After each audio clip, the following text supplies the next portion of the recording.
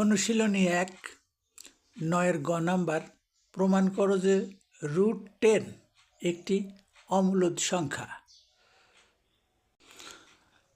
√10 একটি অমূলদ সংখ্যা, এইটা প্রমাণের জন্য আমরা পদ্ধতিগতভাবে কিছু যুক্তি উপস্থাপনের মাধ্যমে প্রমাণটা প্রতিষ্ঠিত করব। তো আমরা এখানে দেখব যে ৯-এর চেয়ে ১০ বড়, কিন্তু ১৬-র চেয়ে ১০ ছোট। আমরা জানি ৯ এবং ১৬ পূর্ণবর্গ সংখ্যা। তো ১০-এর মান ১৬-র চেয়ে ছোট হলেও ৯-এর চেয়ে বড়, অর্থাৎ ৯ এবং ১৬-র মাঝখানে থাকবে ১০। তো এইবার আমরা যদি সবাইকে রুট করি, অর্থাৎ ৯, ১০ এবং ১৬কে যদি বর্গমূল করি, তাহলে ৯-এর বর্গমূল ৩, ১৬-র বর্গমূল ৪, কিন্তু ১০-এর কোনো বর্গমূল নেই। তো ১০ ৩-এর চেয়ে বড়, ৪-এর চেয়ে ছোট। তাহলে আমরা তো জানি যে ৩-এর চেয়ে বড়, ৪-এর চেয়ে ছোট এমন কোনো স্বাভাবিক সংখ্যা নেই, অর্থাৎ ৩ আর ৪-এর মাঝে কোনো স্বাভাবিক সংখ্যা নেই। সুতরাং এটা √10-এর মানটা স্বাভাবিক সংখ্যার মধ্যে থাকবে না। √10-এর মান যদি স্বাভাবিক সংখ্যার মধ্যে না থাকে, তাহলে মূলদ অথবা অমূলদের মধ্যেই থাকবে। তা আমরা প্রথমে ধরে নেব, এখানে আমরা ধরে নিলাম √2 একটি মূলদ সংখ্যা। তো আমরা জানি মূলদ সংখ্যাকে p/q আকারে বা লব/হর আকারে বা ভগ্নাংশ আকারে প্রকাশ করা যায়। সুতরাং √10 = p/q। এখানে উল্লেখ্য p এবং q স্বাভাবিক সংখ্যা এবং দুটির মান এক অপেক্ষা বড় হবে এবং পরস্পর সহমৌলিক।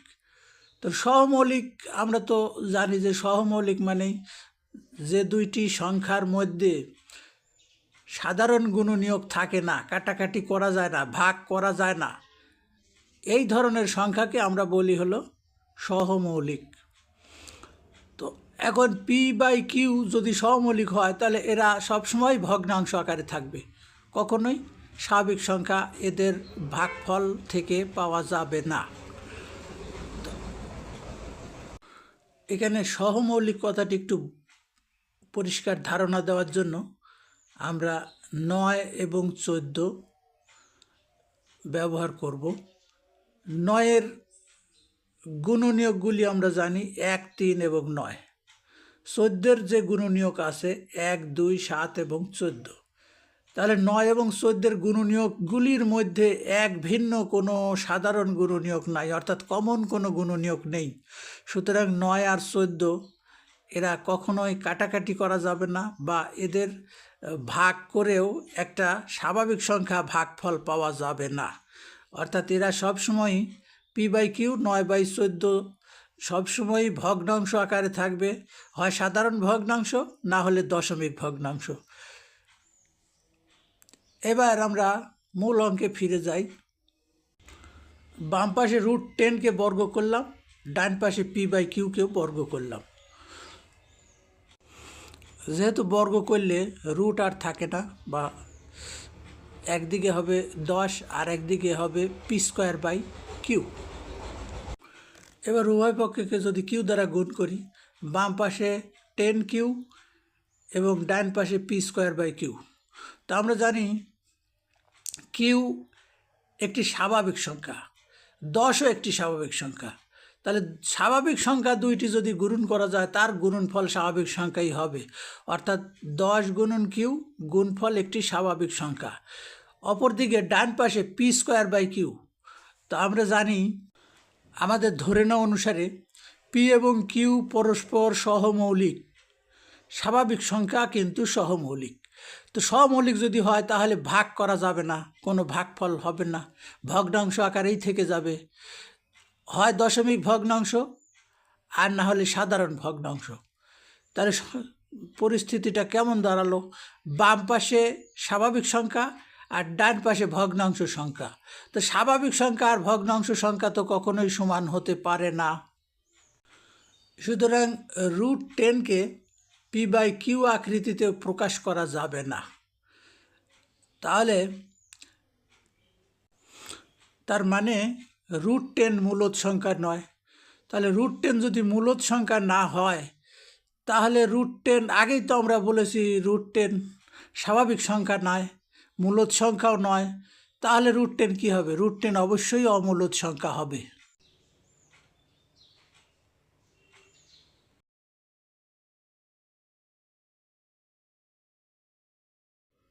আমরা এবার দেখব √3 একটি অমূলদ সংখ্যা কিভাবে প্রমাণ করতে হয়। তো আমরা এটা জানি যে √3 অমূলদ সংখ্যা, কিন্তু এটা যুক্তিভিত্তিক একটা প্রমাণ দিয়ে দেখাতে হবে যে √3 একটি অমূলদ সংখ্যা। তো আমরা এই যুক্তিটা উপস্থাপন করব। যেমন 1 একটি পূর্ণবর্গ সংখ্যা, 4ও একটি পূর্ণবর্গ সংখ্যা। তো 3-এর অবস্থান 1 এবং 4-এর মাঝে কোনো এক জায়গায় হবে।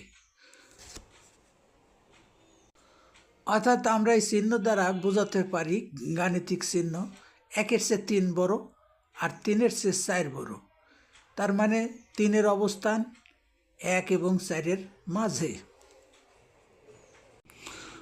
প্রত্যেকটাকে আমরা যদি বর্গমূল করি বা রুট করি তাহলে 1 থেকে পাবো 1ই, আবার 4 থেকে পাচ্ছি 2, কিন্তু 3 থেকে স্বাভাবিক কোনো সংখ্যা পাওয়া যায় না। অর্থাৎ 3-এর রুট 3-এর উপর থেকেই যায়। তার মানে আমরা বলতে পারি √3-র মানটা 1-এর থেকে বড় কিন্তু 2-এর থেকে ছোট। এবং আমরা এটাও জানি যে 1-এর থেকে বড় আর 2-এর থেকে ছোট কোনো স্বাভাবিক সংখ্যা নেই।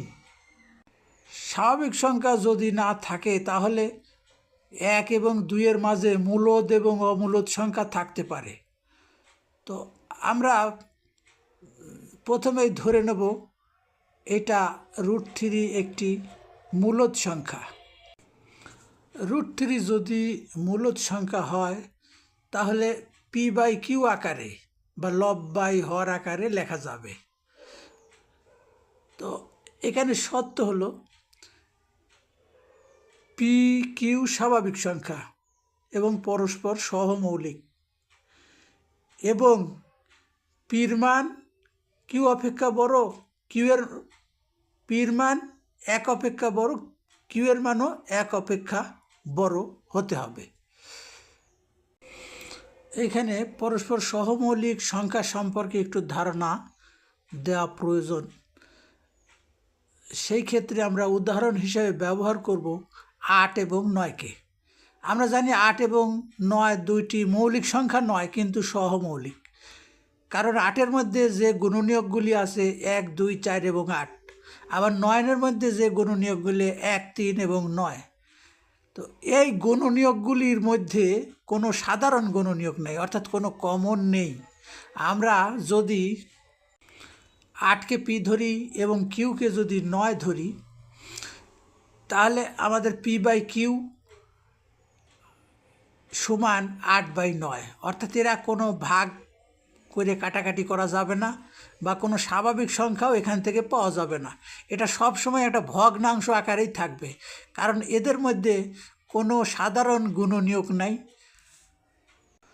এমনকি যদি p²/q হয় সেক্ষেত্রেও 8 গুণন 8/9 কোনো কাটাকাটি করা যাবে না বা স্বাভাবিক সংখ্যায়ও ফিরে আসবে না। সব সময় এটা ভগ্নাংশ আকৃতিতেই থেকে যাবে। আমরা এবার মূল অঙ্কে ফিরে আসি। √3 = p/q। উভয় পক্ষ যদি আমরা বর্গ করি তাহলে পাই একদিকে 3, অপরদিকে p²/q²। এরপর উভয় পক্ষ যদি আমরা কিউ দ্বারা গুণন করি তাহলে বাম পাশে 3q, ডান পাশে p²/q। আমরা তো আগেই সাইড নোটে দেখিয়েছি p²/q এটা কোনো স্বাভাবিক সংখ্যা নয়, এটা ভগ্নাংশ সংখ্যা।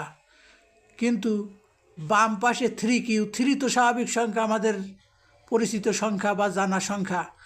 আর কিউটা যদিও অজানা সংখ্যা, কিন্তু কিউয়ের মান তো আমরা ধরে নিছি স্বাভাবিক সংখ্যা হিসাবে। তো তাহলে 3 এবং কিউ দুটি স্বাভাবিক সংখ্যা এবং এদের গুণফলও একটা স্বাভাবিক সংখ্যাই পাওয়া যাবে, কারণ স্বাভাবিক সংখ্যার গুণফল সবসময় স্বাভাবিক সংখ্যা হয়, কিন্তু বাম পাশে স্বাভাবিক সংখ্যা নয়, অর্থাৎ ভগ্নাংশ বা দশমিক ভগ্নাংশ। সেক্ষেত্রে স্বাভাবিক সংখ্যা সমান ভগ্নাংশ সংখ্যা এটা তো কখনোই হতে পারে না। সুতরাং 3q not equal to p²/q। অর্থাৎ আমরা যেটা প্রথমেই ধরে নিয়েছিলাম √3 ইকুয়াল টু p/q, এই ধরে নেওয়াটাই ঠিক নয়। অর্থাৎ √3কে p/q আকৃতিতে প্রকাশ করা যায় না। যেহেতু আমাদের জানা আছে যদি কোনো সংখ্যা p/q আকৃতিতে প্রকাশ করা না যায় তবে সেই সংখ্যা কখনোই মূলদ সংখ্যা হতে পারে না, সেটা হবে অমূলদ সংখ্যা। সুতরাং √3 একটি অমূলদ সংখ্যা।